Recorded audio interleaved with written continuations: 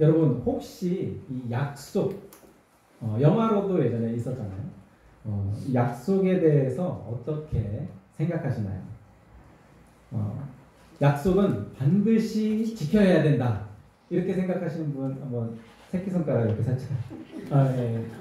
다들 약속은 반드시 지켜야 된다. 이렇게 생각하시는 분이 훨씬 많네요.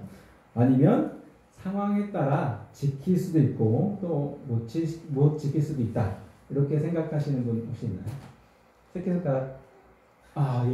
예, 있습니다.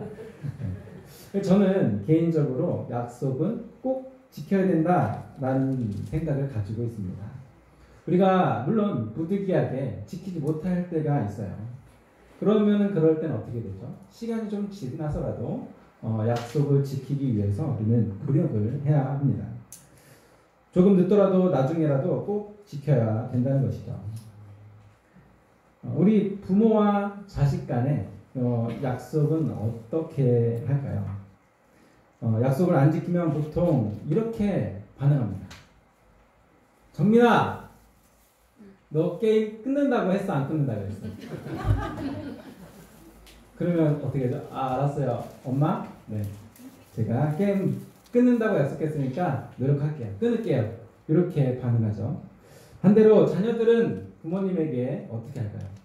엄마, 아빠, 나 노트북 사준다고 그랬는데 왜 아직도 안 사줘요? 언제 사줄 거예요?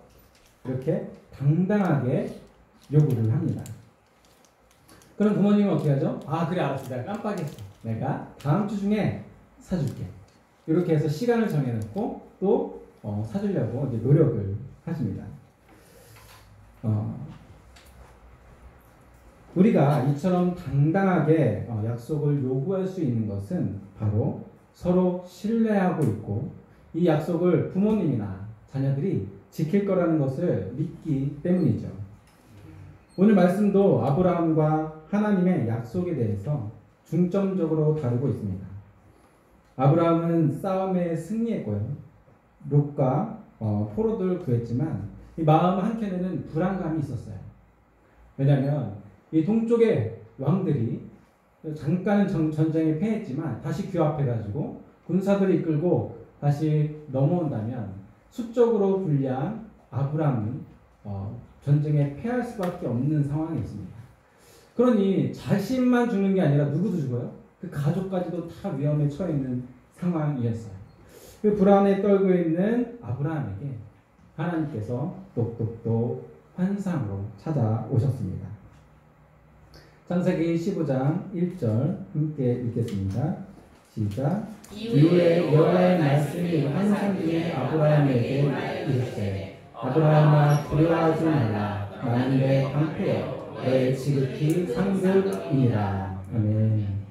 하나님께서 환상 중에 아브라함에게 찾아와 하신 것 이 세 가지가 있습니다. 첫 번째는 무엇이었냐면 두려워 떨고 있는 자녀 아브라함에게 찾아와 무서워하지 마라. 내가 너와 함께 있지 않냐. 괜찮아. 괜찮아. 무서워하지 마. 이렇게 위로했고요. 둘째는 내가 너의 방패다. 내가 너의 보호자 아니냐. 내가 너의 아버지 아니냐. 걱정하지 마라. 너가 걱정하는 그런 일은 안 생길 거야. 이렇게 용기를 주셨고요. 셋째, 지금까지 나를 믿고 잘 견디고 따라왔던 그 아브라함을 보고 그래, 이전에 내가 약속했던 것보다 더 큰 것을 내가 너에게 주겠노라. 네, 이렇게 약속을 하셨습니다. 무서워 떨고 있는 자녀를 꼭 안고 위로하는 부모님의 마음이 저는 느껴졌습니다. 그렇다면 이 아브라함이 하나님께 어떻게 반응했을까요? 사실 아브라함의 마음에는 쌓여있는 것이 너무 많았어요. 15장 2절 함께 읽어보겠습니다. 시작. 아브라함이 이르시되 주여 무엇을 내게 주시려 하나이까. 나는 자식이 없사오니 나의 상속자는 이 다메섹 사람 엘리에셀입니다. 이렇게 말합니다. 아버지께서 나에게 더 크고 좋은 것을 주신다고 해도 그것이 나와 무슨 상관이 있겠습니까? 어차피 나는 자식도 없고 친자식도 없어서 이런 모든 재산은 양자 엘리에셀에게 상속할 수밖에 없는 상황입니다. 이렇게 하소연하고 있습니다. 아브라함은 지금 약속을 지키지 않은 하나님께 투덜대고 있는 것이죠. 아버지, 전에 나와 했던 약속 잊으신 것 아니시죠? 그 약속부터 지켜주세요. 이렇게 말하고 있습니다. 3절 한번 읽어보겠습니다. 시작. 아브라함이 또 이르되 주께서 내게 씨를 주지 아니하셨으니 내 집에서 길린 자가 내 상속자가 될 것입니다. 아멘. 아버지께서 나에게 자녀를 주시지 않아서 내 집에서 자라고 먹인 아이, 종이 나의 상속자가 되게 생겼습니다. 네. 이렇게 하나님 앞에 투정 부리고 있습니다. 약속을 지키지 않은 아버지에게 자녀가 투덜대는 그런 모습처럼 느껴집니다. 여러분, 하나님께서 가장 싫어하시는 것 무엇이죠? 우리가 항상 얘기하잖아. 세 가지. 원, 불, 비. 원망, 불평, 불만입니다. 그런데 지금 아브라함이 이 원망, 불평, 불만을 하고 있어요. 현재 상태에 대해서 원망하고 불평하고 불만하는 것 하나님께서 싫어하시는데도 이는 하고 있습니다. 그럼에도 하나님께서는 그를 크게 혼내거나 꾸중하지 않으시고 징계하지 않으시고 오히려 사랑으로 대해주십니다. 오히려 원망하는 것에 대답하셨고 그를 이해시키고 이전보다 더 큰 약속으로 위로해 주십니다. 또 약속을 통해 하나님의 때를 기다릴 수 있는 그 새 힘을 다시 불어넣어 주셨습니다. 15장 4절, 5절 함께 읽어보겠습니다. 시작. 여호와의 말씀이 그에게 임하여 이르시되 그 사람이 내 상속자가 아니냐 내 문에서 나을 자가 내 상속자가 되리라 하시고 그를 이끌고 밖으로 나가 이르시되 하늘을 우러러 무표를 셀 수 있나 보라. 또 그에게 이르시되 내 자손이 이와 같으리라. 아멘. 아브라함아 아니다. 엘리에셀이 너의 상속자가 아니라 너의 핏줄이 너의 상속자가 될 것이다. 설득하고 있는 거죠. 이해시키는 거예요. 하나님께서는 아브라함의 원망에 대답하시고 그를 위로하셨습니다. 그러곤 아브라함을 밖으로 인도해내 이 별을 보여줍니다. 아브라함아, 하늘의 별을 한번 세봐라. 셀 수 있니? 아니야, 너무 많아서 못 세겠습니다. 그래, 너의 자손이 이 별들과 같이 셀 수 없게 될 것이다. 하나님께서는 아브라함의 원망에 성실히 대답해 주셨습니다. 시각적 증거로 이 셀 수 없는 별들을 보여주면서 너의 자손이 이같이 많을 것이다 약속도 하셨습니다. 그리고 재차 확인시켜주고 약속하시면서 그에게 새 힘을 주었습니다. 여러분 어떤가요? 우리 하나님, 네. 하나님 아버지께서는 인격적인 분이십니까? 아니면 배정한 분이십니까? 네, 인격적인 분이에요. 그렇기 때문에 대화를 통해 서로 쌓인 오해들을 풀 수 있었던 것이죠. 아브라함 마음속에는 하나님은 약속을 지키시지 않아 라는 이런 쓰라린 좌절감이 마음에 있었고 이게 골마 터지기 전에 하나님께 표현을 했던 것입니다. 그리고는 대화를 통해 오해를 풀었습니다. 그런데 이런 모습은요, 평소에 아무런 관계가 없거나 친밀하지 않다면 서로의 신뢰가 쌓여있지 않다면 불가능한 한 일입니다. 만약 하나님과 아브라함의 관계가 서먹서먹하다면 이런 식으로 오해를 풀 수 있을까요? 없었을 것입니다. 신뢰하지 못하기 때문에 대화가 잘 이루어지지 않았겠죠. 아브라함과 하나님의 관계는 평소에도 마음을 터놓고 대화할 수 있는 친밀한 관계였습니다. 우리가 부모와 자식 간에 그렇잖아요. 어떤 가정은요, 사실 제가 그랬습니다. 학교 갔다가 집에 들어오면요, 문 딱 닫고 집에 들어가서 밥 먹을 때만 나와요. 그리고 대화를 일절하지 않습니다. 제가 하는 대화는 뭐였냐면 학교 다녀오겠습니다. 잘 먹었습니다. 끝이에요. 평소 때 내가 학교에서 무슨 일을 하는지 무슨 일이 있었는지 이런 것에 대해서 부모님한테 대화해 본 적이 없어요. 그러면 이 관계가 친밀한 관계일까요? 서먹서먹한 관계일까요? 서먹서먹해요. 그래서 이런 부탁이나 아니면 이 약속을 하는 것에 있어서 굉장히 서로 부담되고 어려운 이런 상황이 된다는 것이죠. 그럼 어떤 가정에 보면요, 학교에서 무슨 일이 있었는지, 친구 어떤 대화를 했는지, 어떻게 내가 마음이 아팠는지 이런 거 하나하나 다 얘기해요. 그 가정은 어떨까요? 네, 너무나 친밀해서 서로 공감하고 아유 너가 그랬구나, 힘들었겠구나 이렇게 해서 평안한 가족, 평탄한 가족이 된다는 것이죠. 창세기 15장 6절 함께 읽어보겠습니다. 시작. 아브라함이 여호와를 믿으니 여호와께서 이를 그에게 여기시되. 아멘. 아브라함이 하나님 앞에 이렇게 떳떳하게 말할 수 있었던 것은 사실 아브라함은 여전히 하나님을 신뢰하고 있었습니다. 하나님의 약속도 믿고 있었던 것이죠. 그렇기 때문에 우리 하나님이 반드시 지키실 거야 라는 확신이 있었습니다. 그렇기 때문에 아버지 지켜주세요 라고 당당하게 이야기할 수 있었던 것이죠. 만약 아브라함의 믿음이 깨지고 하나님을 신뢰하지 않았다면 대화가 무슨 소용이 있겠습니까? 오히려 서로 말로 풀 필요가 없이 그냥 등 돌리고 서로 안 보면 그만이잖아요. 그렇죠? 문 딱 닫고 들어가서 요 바운더리 안에서 살면 끝이에요.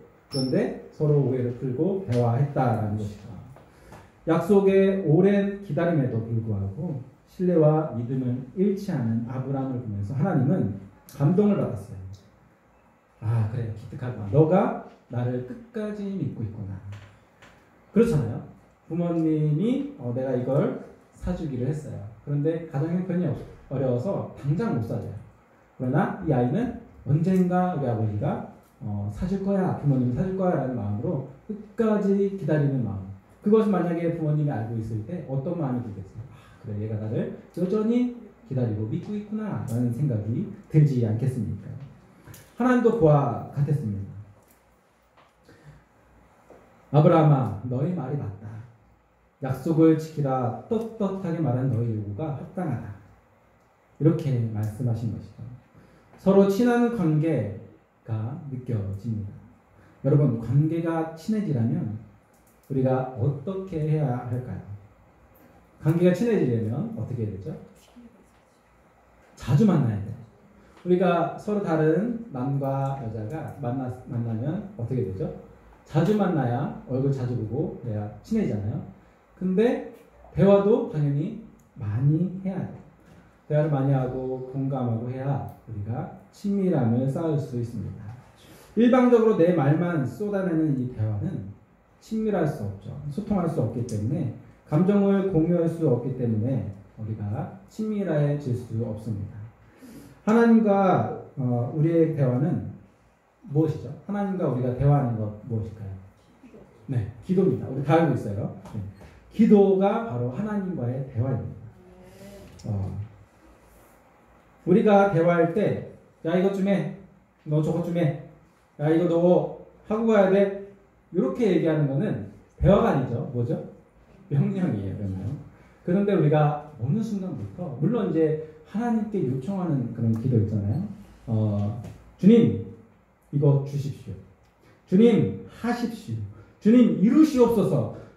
이루실 줄 믿습니다. 행하시옵소서. 이런 기도를 너무나 많이 한다라는 거죠. 이것이 나쁘다는 것이 아니에요. 필요하면 달라고 해요. 자녀니까. 그런데 아까 얘기했던 것처럼 소통. 하나님 내가 이런 상황에 처해 있습니다. 왜 그럴까요? 난 너무 마음이 아프고 저 사람을 보면 너무 안타깝습니다. 저 분을 구원해 주세요. 그 다툼이 있었지만 그 상황에서 내가 참지 못하고 화냈던 애를 용서해 주세요. 아버지 이렇게 하면서 서로 대화하는 거죠. 그 다음에 뭐예요? 그 사람을 위해서 기도하고 하나님의 이룰 것에 대해서 또 기도하는 것입니다. 이것이 정말 소통하는 대화 아니겠습니까?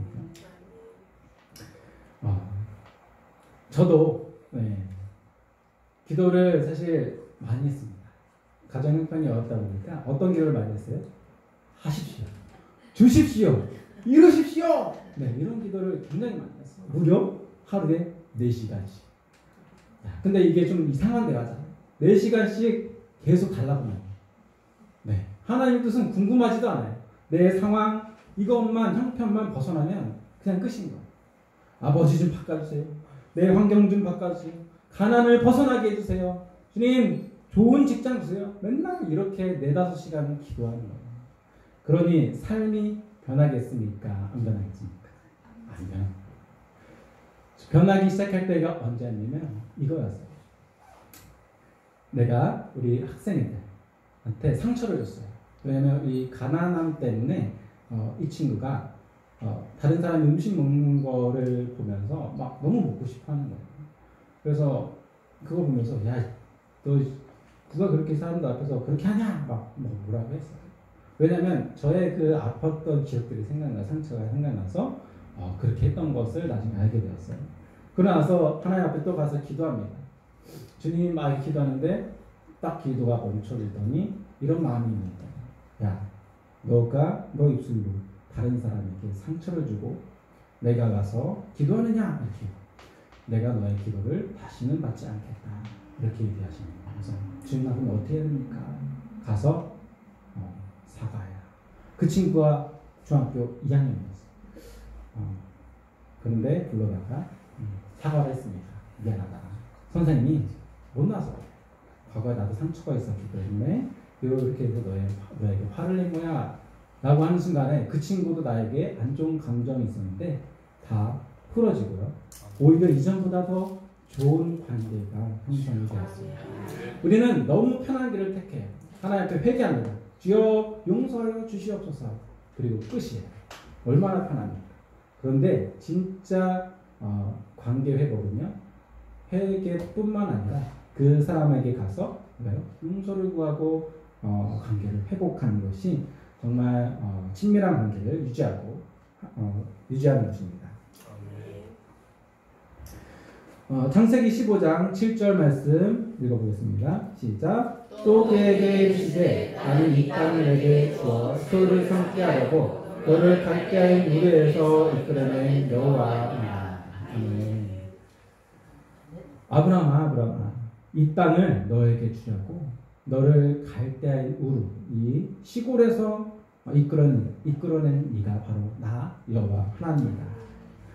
너의 주관자가 누구냐 말하는 것이죠. 바로 나야. 네. 여러분, 이 말에는 한 가지 비밀이 숨겨져 있습니다. 이 약속을 주관하시는 분, 주관자는 바로 하나님이라고 말씀하시는 것입니다. 그런데 우리가 약속을 했지만 하나님께서 언제 이루겠다 아브라함에게 말한 적이 있나요? 없어요. 그러니 우리는 약속을 받은 입장에서 빨리 이뤘으면 하는 그런 감정들이 있습니다. 그러다 보니까 어느 순간에 하나님보다 앞서 행할 때가 너무나도 많다라는 것이죠. 하나님께서는 아브라함에게 야, 너의 때가 아니라 약속 지킬 건데 너의 때가 아니라 바로 나의 때 반드시 이룰 것이다. 이렇게 약속하시는 것입니다. 그런데 아브라함은 다시 약속을 받은 것에 대한 기쁨이 있었어요. 와, 하나님께서 다시 약속하셨으니까 빨리 이루시겠지. 아브라함의 약속을 받는 때는 이거보다 얼마나 더 오래 걸렸죠? 무려 100세에 이삭을 낳게 되고요. 그 안에 하갈을 통해서 또 이스마엘을 낳게 되면서 또 어려움들을 너무나도 겪게 돼요. 그게 다 무엇 때문이었죠? 하나님 때를 기다리지 못하고 내가 뭘 하려고 하다가 실수했던 것입니다. 그런데도 하나님께서는 그 과정에서 가장 좋은 것으로 또 주시는 분이었습니다. 우리는 잘못 선택할 수도 있어요. 잘못 길을 갈 수 있습니다. 하지만 우리가 마음이 하나님과 함께 한다면 그 가운데에서도 가장 좋은 것으로 주시는 것이 바로 아버지 마음이라는 것이죠. 창세기 15장 8절 말씀 읽어보겠습니다. 시작. 그가 이르되 주 여호와여 내가 이 땅을 손으로 받을 것을 무엇으로 알리까. 아멘. 하나님께서는 분명히 7절에 이렇게 얘기했어요. 이와 약속을 주관하는 것은 바로 나야. 그러니 내 뜻대로 내 때 이룰 거야. 라고 했는데 아브라함은 너무 기쁜 나머지 하나님의 이런 이제 말에 집중한 게 아니라 받을 것에 너무 집중했어요. 그래서 뭐라고 했죠? 이 땅을 받는 그 증거를 무엇으로 알리까? 라고 오히려 반문하면서 이 공문서가 하는 이제 내용이 나옵니다. 아브라함은 당장이라도 하나님께서 자녀를 주실 거라는 기쁨에 취한 나머지 숨겨진 하나님의 이 뜻을 분별하지 못했습니다. 그의 조급해진 마음이 시야를 좁게 만들었고요. 하나님보다 앞서 행동하고 생각하게 만들었습니다. 아브라함이 이 사건 이후로도 여러 일들을 겪었고 고생이라는 고생은 다 하다가 오랜 세월 흘러서 100세가 되어서야 이삭을 낳게 됩니다. 우리가 기도할 때 하나님의 시와 때를 구하기도 하죠. 네. 그런데 하나님께서 말씀해 주시나요? 네, 저는 사실 시와 때를 구할 때 말씀해 준 적이 단 한 번도 없습니다.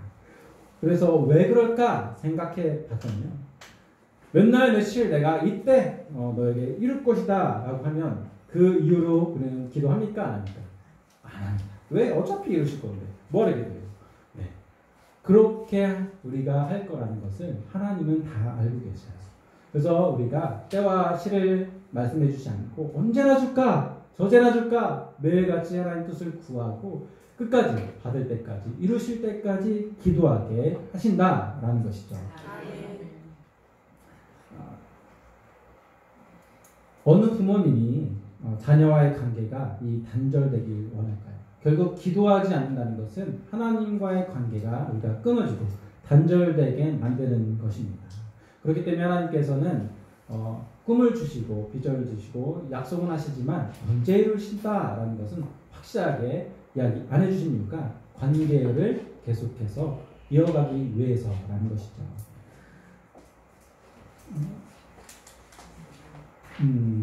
제가 한 기도원이 있었습니다.